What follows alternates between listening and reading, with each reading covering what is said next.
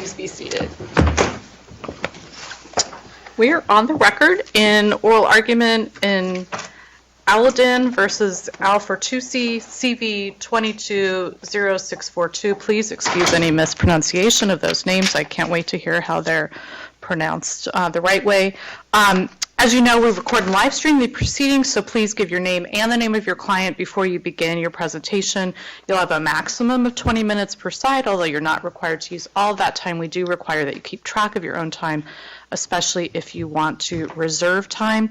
Keep in mind we have read all of the briefing, we've studied the record in this matter, and discussed the case in conference. Mr. Riley, when you're ready. Thank you, Your Honor.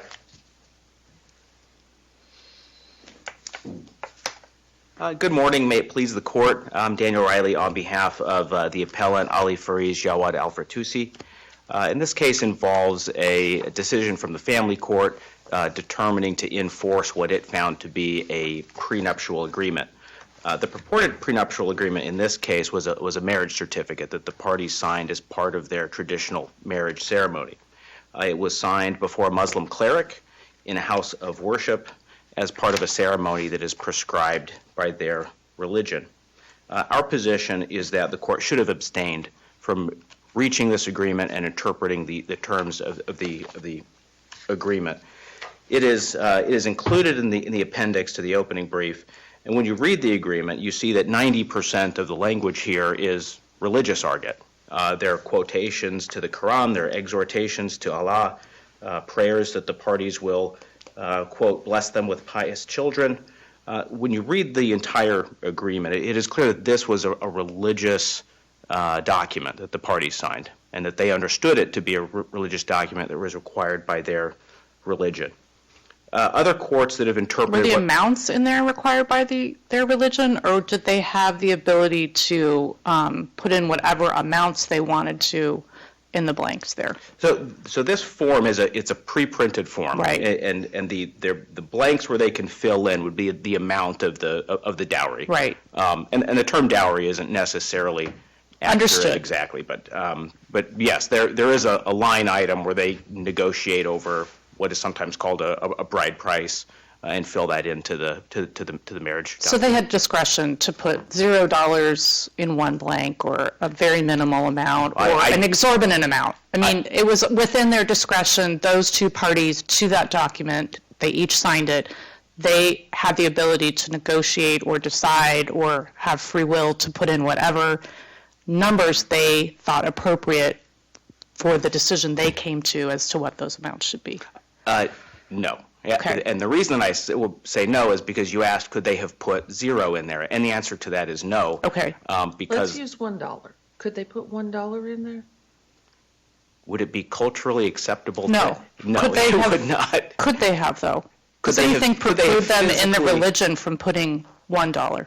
Could they have physically written the $1 in there? Yes, they could have physically done that. Okay. Would that have been acceptable in the context of their cultural traditions and their religious precepts? Absolutely not. And a question like that would be inappropriate for a court to decide whether an amount that they had chosen fell within their religious doctrine or would have been religiously, socially acceptable in their community. I mean, that's clearly would have been outside the bounds if someone had brought that question to a court. Definitely. They wouldn't have. Okay. I completely okay. Agree that in inquiring into the validity of the party's religion or what exactly their religion requires would be a violation of the First Amendment. Okay. Other states have addressed what I'll call marriage contract cases, and the results generally fall into one of 4 categories. The most common are cases in which the courts have determined these documents are not enforceable, but not necessarily because of a First Amendment concern. They're determining they're not enforceable because they lack specificity, they don't meet the requirements of the Uniform Premarital Agreement. So they apply secular law. Correct. Okay. The second category of cases would be ones in which the court has determined to enforce the agreement because of comity. So these would be the cases involving a marriage and a divorce in another country, and then it's being enforced here in the United States, and they're enforcing it under principles of comity without reaching the question of whether or not this would have been an order that a U.S. court could have entered.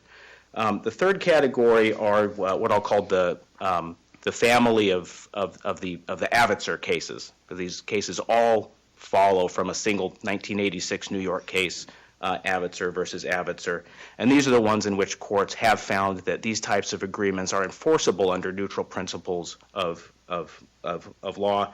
And then the fourth category would be cases in which the courts have determined that abstention applies and these are not enforceable.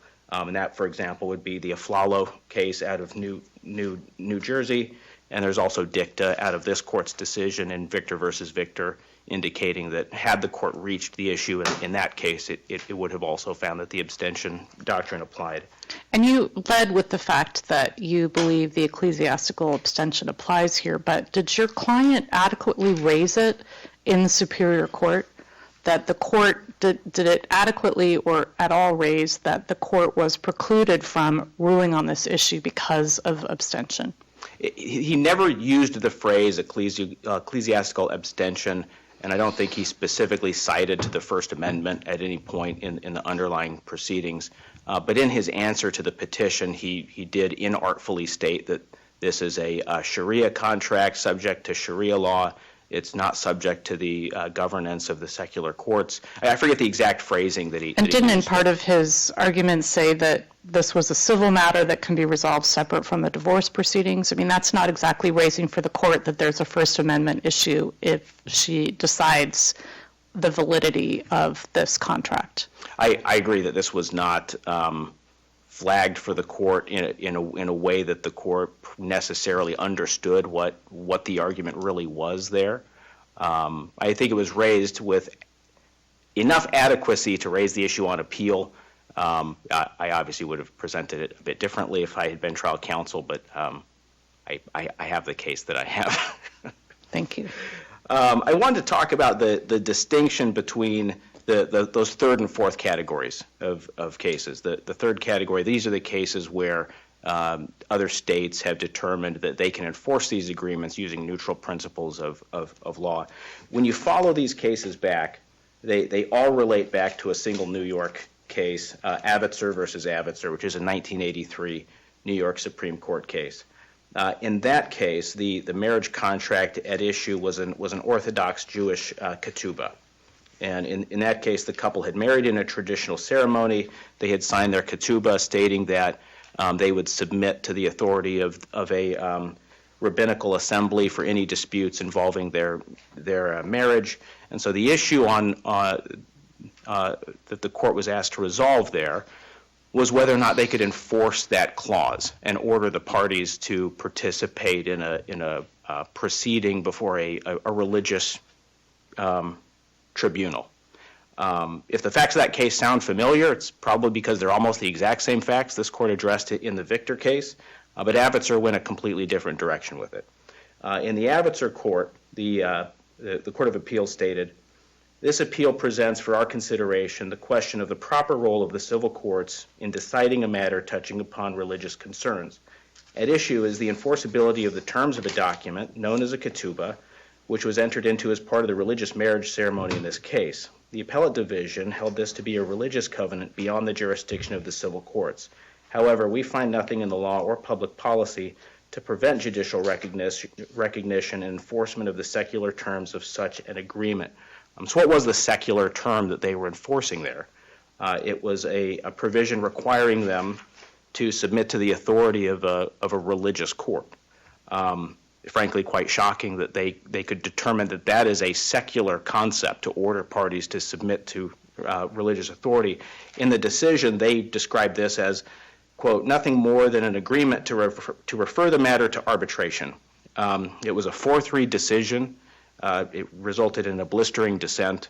But that is the origin of this concept that the neutral principles of law can be used to apply to these agreements. So the cases that have cited Avitzer are Ahmed, a 2008 Texas case, Nuri, a 2020 Maryland case, Aziz, a 1985 New York case, and Odatala, a 2002 New Jersey case. Odatala then spun off Obaidi and Qayyum, a Washington case, and Rabassadeh, a 2018 Massachusetts case. The New Jersey decision in Aflalo looked at this issue and specifically cited this court's decision in Victor as part of the reason that it went the direction that it went. And it strongly criticized not only Abbottser, but also another case citing Abbottser called Minkin. And in this case, the New Jersey Supreme Court stated, Minkin's approach that the ketubah may be specifically enforced without violating the First Amendment is in accord with the decisions of New York, Illinois, and Delaware, but at odds with Arizona, and then cites the Victor case, and now at odds with this court. Minkin and its followers are not persuasive for a number of reasons. First, it examined the problem against the backdrop of the Establishment Clause and not the Free Exercise Clause.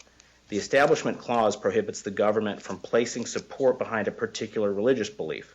The Free Exercise Clause, obviously implicated here, prohibits government from interfering or becoming entangled in the practice of religion by its citizens. And then here's where they most clearly diverge from what this court did in Victor. Or excuse me, support what this court said in dicta in its Victor case. Second, the conclusion that an order requiring the husband to provide a get is not a religious act nor involves the court in the religious beliefs or practices of the parties is not at all convincing. It's interesting that the court was required to choose between the conflicting testimony of various rabbis to reach this decision. The one way in which a court certainly becomes entangled in religious affairs, which the court in Minkin did not recognize, was in becoming an arbiter of what is religious. Abbottser, similarly, this was a case where they heard expert testimony from various rabbis, and I struggle to think that Arizona would support that approach here, because in the Ball decision, we saw something similar. We saw a trial court that admitted so-called expert testimony to answer a religious question. They had a youth minister come and offer testimony about whether one particular sect is part of the Christian faith. And this court strongly criticized that approach in its decision in Ball versus Ball. I believe that Aflalo is the proper approach here. The document on its face, 90% of it is religious argot. And if we excise that 90% and just look at what's left, in contemplation of marriage, husband agreed to pay wife 2 payments, and then they got married. So if we look at it and excise out the religious portion of it and look solely to the secular language that says basically what a prenuptial agreement, how do you differentiate this from what a prenuptial agreement says? Because the neutral principle of law doctrine is not it's not a butcher knife that we can use to start chopping away fact and context until we strip something down small enough that we can say now it's no longer a religious document. We've now chopped away so much of the context that now we can treat this as a contract. But religious document isn't the standard, though, is it? I mean, certainly things can be a religious document and the court can still get involved. I mean, you're not suggesting that anytime there's any kind of religious document or something touches on a religious sect or that the court can't get involved. No, a lease agreement between a church leasing space and a landlord is not a religious document simply because one of the parties to that document is a religious organization. But I mean, even Victor was the court saying we shouldn't consider whether a religious marriage contract contained an unwritten mandate that would require them, as you said in the other case, to kind of go back to their religion and figure out how to deal with the fact that these parties entered into a religious agreement and how to unwind that, and that we shouldn't be saying what should happen. But that's not what this case is it? The documents at issue, a ketubah versus what was at issue in this case, which is a Muslim mar, in their effect and their purpose, they're the same thing. In their form, they're a bit different. And these are forms that are generated by higher religious authorities that are pre-printed. But in essence, these are the same type of document. It is a document signed as part of a mandated religious ceremony before a religious authority. It's pre-printed. You can't negotiate over the terms. I apologize, Your Honor. Okay, we call it a negotiated bride price, so there is some negotiation that goes on. $1 could have been inserted we have prenuptial agreements that are enforced, so we know that contemplation of marriage, certain things can be contracted.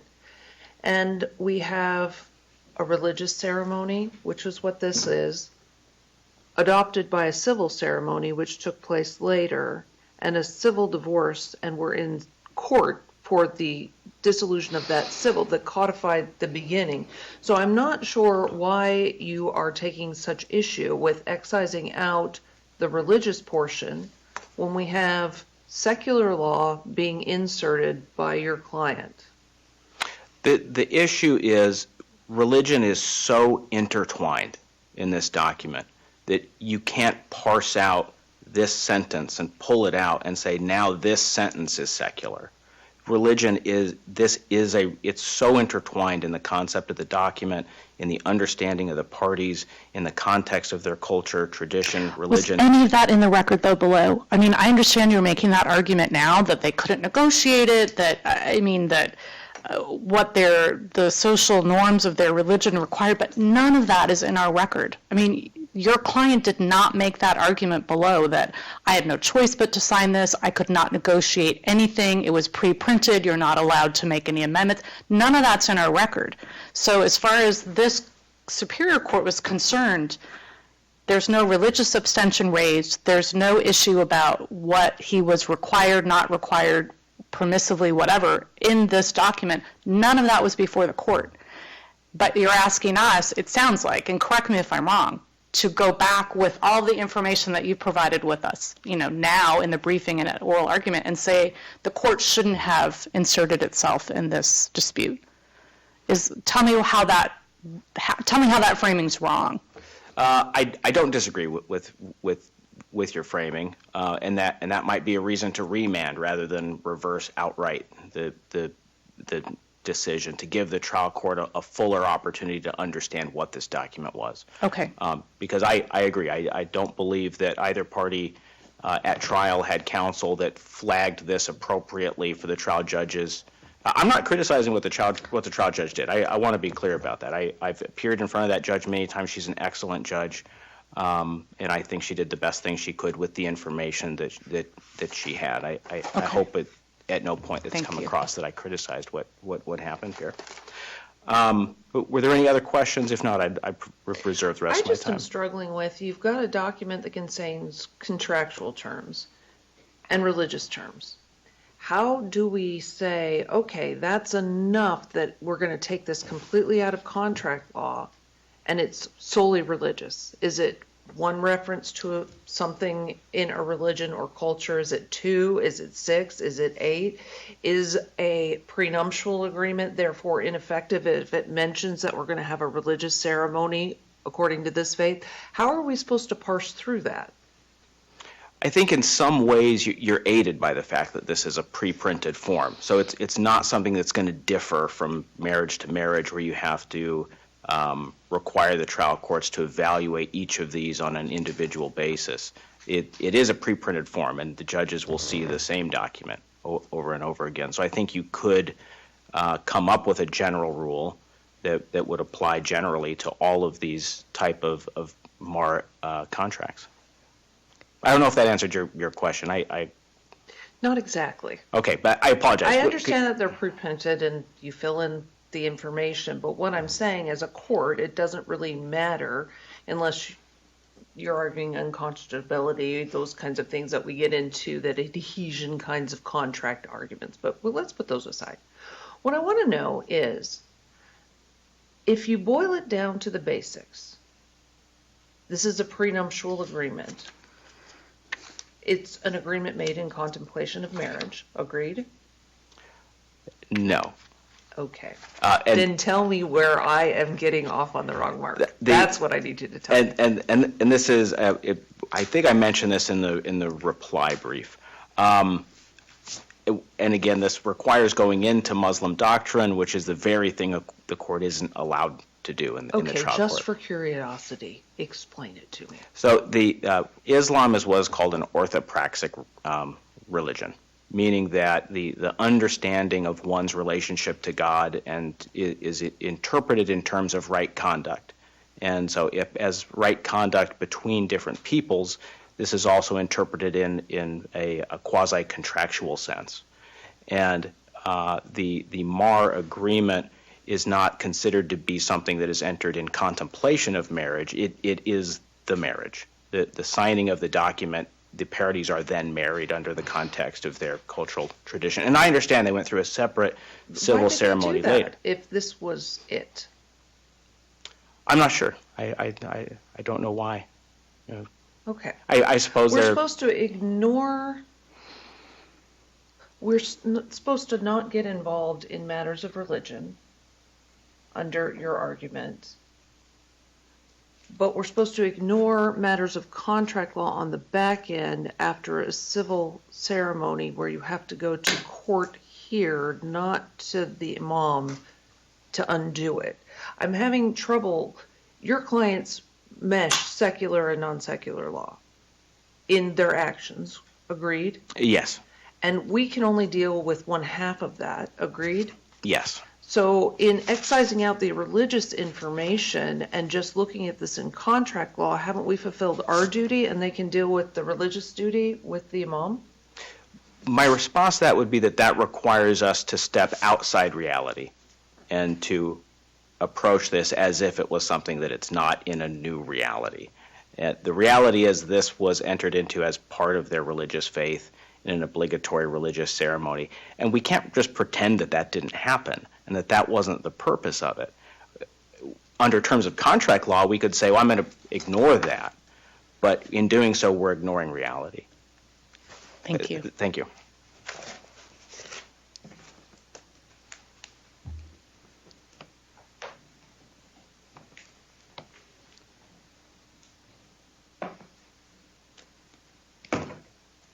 When you're ready.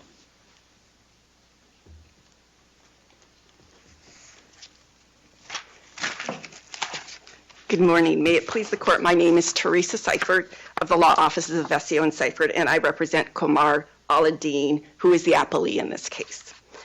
Wife is asking you, and I'm going to use husband and wife because it's easier than pronouncing husband's name, and I apologize for that in advance. Wife is asking you to affirm the trial court's ruling because the parties entered into a valid, enforceable premarital agreement, which husband has agreed on the record that he signed. He never made any arguments that he was under duress when he signed it, at least in the trial court level. And the term, even though it's a pre-printed form, the terms were clear regarding the monetary issues. It was that she was offered a dowry of $10,000 and a postponed dowry of $15,000, and that it was payable when she demands it. And what husband is really asking you to do is to insert a term into that saying, well, it's only really due if I divorce her as opposed to she divorces me.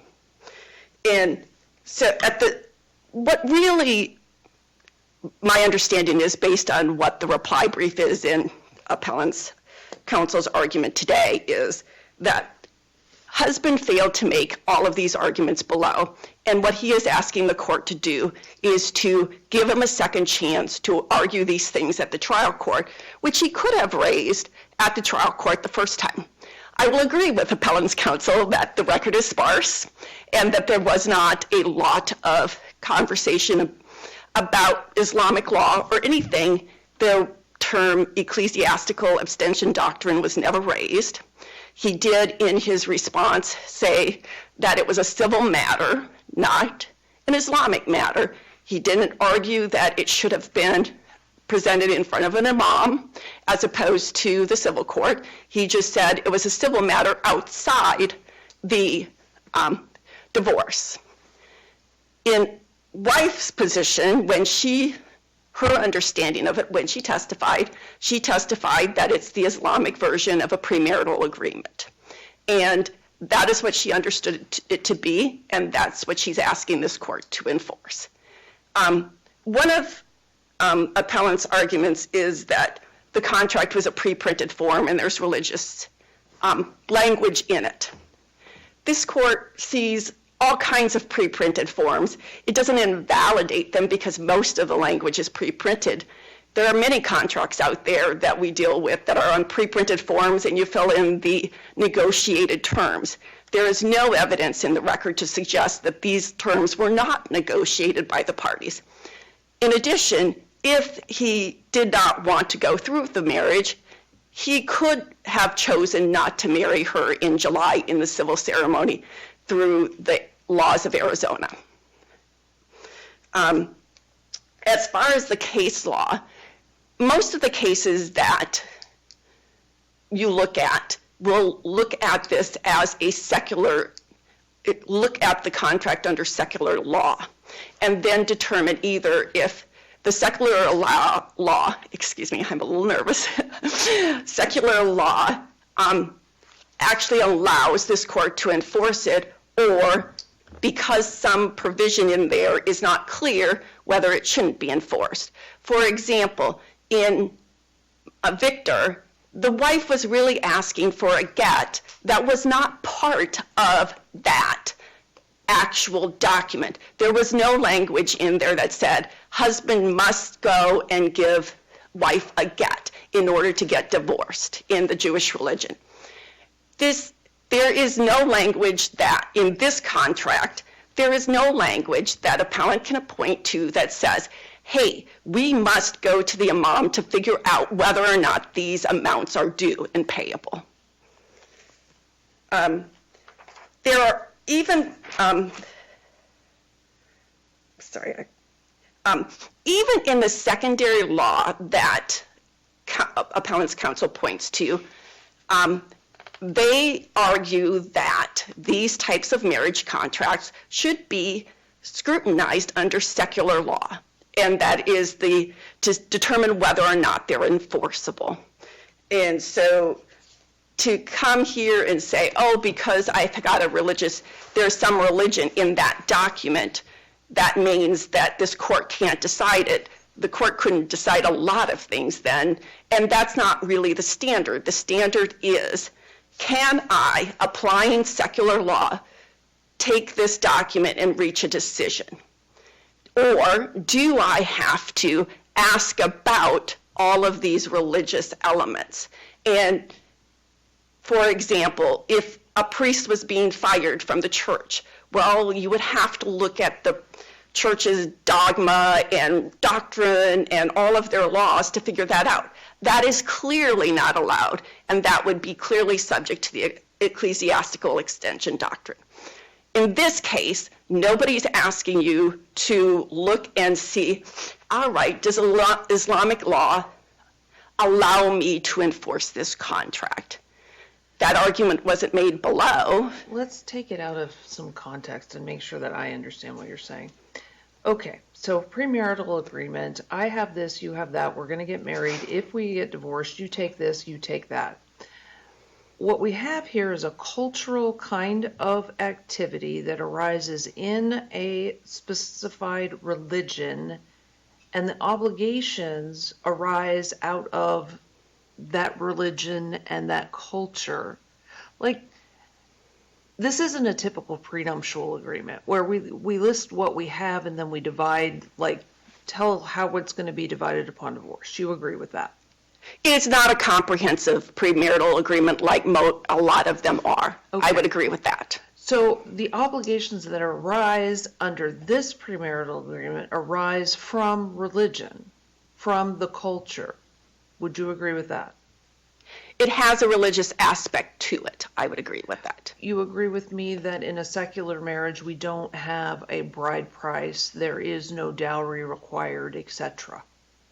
In the United States, if you were looking at like a non-religious ceremony, there would be no bride price. Okay, so the bride price arises out of Islam? Yes. So given that, how are we to excise that from the fact that the $25,000 is directly derived from a religious obligation and a religious kind of adherence? Do you see what I'm saying? I think so. I'm going to try to answer it, but please let me know if I don't, okay? What I believe you're asking is this. So if it's a religious document, and there is this bride price, for lack of a better term, then how do you excise religion from that? Is that what you're asking, or no? The obligation to pay any kind of dowry is derived from a religious obligation in this context, for a mar. Yes. Okay. So if the obligation and the consideration is the marriage, but the obligation arises out of a religious context, how do we divorce the two? You're not necessarily required to divorce all of it, in the sense that there are many cases this court has decided that have a religious element to that. And the case law does not say that you have to totally ignore that, but then you can look at secular law to figure out if you can apply secular law to determine whether or not this is a valid agreement. In essence, though, when you look at this, yes, there is this price that is paid. He could have added additional terms. They could have negotiated the terms differently. They could have made different amounts. They could have done, there was no requirement that they put in these specific amounts. And from the testimony, the limited testimony that there was at trial, it was a negotiated amount that they agreed to. And so under secular law, when you look at that, yes, there's a religious element to that, but courts all the time look at religion in essence of forming a contract. So for example, in Dubrata, even though they couldn't decide whether the priest was wrongfully fired, once the church decided that, they could look to see how much he was owed, and the civil court could determine that even if they had to look at some religious doctrine or documents to help determine that. And I would argue that the same applies here. Just because there's a religious element to it doesn't mean that you can't still apply secular law to it. Okay. Thank you. All right.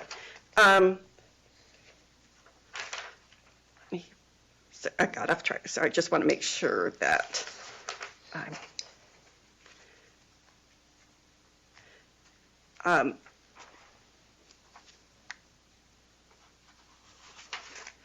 would also argue that this type of marriage contract is a little different than the ketubas for the Jewish religion, where a lot of those cases are really centered around whether or not the wife can get a get from her husband.